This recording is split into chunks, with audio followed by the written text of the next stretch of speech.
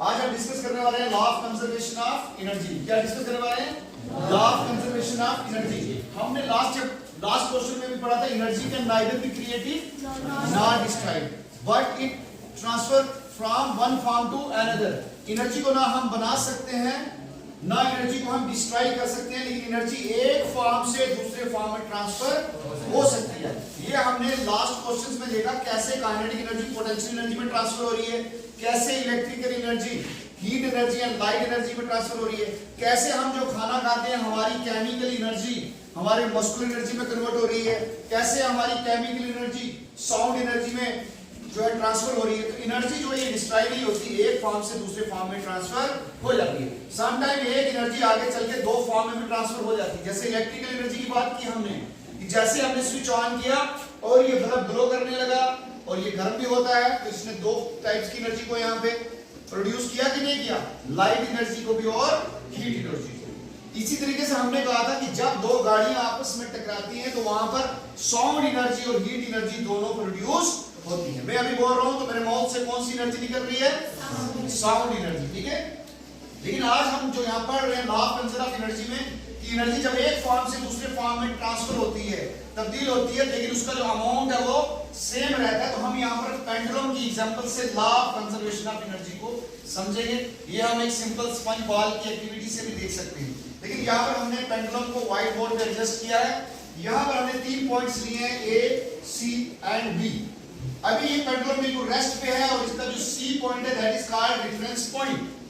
अब जब मैं सबसे पहले इस पेंडुलम को पॉइंट सी से पॉइंट बी की तरफ लेके जाऊंगा तो धीरे धीरे पेंडुलम की हाइट क्या हो रही है, बढ़ रही है घट रही है?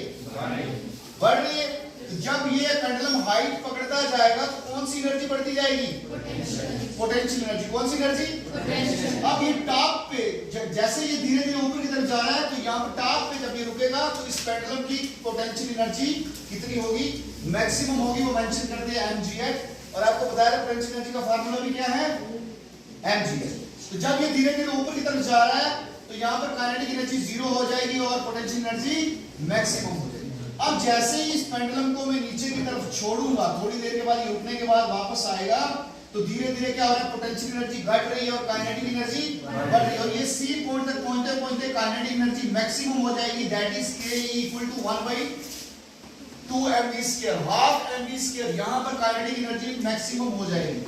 अब जब हम इसी पेंडुलम को दोबारा पॉइंट बी पे लेके जाएंगे तो क्या होगा, काइनेटिक एनर्जी घटती जाएगी और पोटेंशियल एनर्जी बढ़ती जाएगी। तो इस पॉइंट पे भी पहुंच के हमारे पास पोटेंशियल एनर्जी जो है वो मैक्सिमम हो जाएगी और काइनेटिक एनर्जी जो है हमारी वो 0 हो जाएगी। टोटल एनर्जी हमारे पास mgh मिलेगी। तो यहाँ पर कहने का मतलब कि जब ये पोटेंशियल एनर्जी जब हम इसको छोड़ेंगे तो पोटेंशियल एनर्जी फौरन काइनेटिक एनर्जी में कन्वर्ट होती है, और जब ये यहाँ से ऊपर जाएगा काइनेटिक एनर्जी फौरन पोटेंशियल एनर्जी में कन्वर्ट होती है। तो जितना एनर्जी यहाँ से नीचे जाके घटेगा दूसरी एनर्जी उतना ही बढ़ेगा। तो हम इसको छोड़ेंगे, आप देखेंगे कितनी तेजी में काइनेटिक एनर्जी पोटेंशियल एनर्जी में कन्वर्ट हो गई है और पोटेंशियल एनर्जी काइनेटिक एनर्जी में कन्वर्ट हो गई। इस पूरी कन्वर्शन में हमने देखा कि जो टोटल अमाउंट है एनर्जी का वो कांस्टेंट रहता है। This is called law of conservation of energy. तो आप इसको देखेंगे, आप देखिए पेंडुलम मूव कर रहा है कितनी तेजी से, काइनेटिक एनर्जी पोटेंशियल एनर्जी में कन्वर्ट हो रही है, पोटेंशियल एनर्जी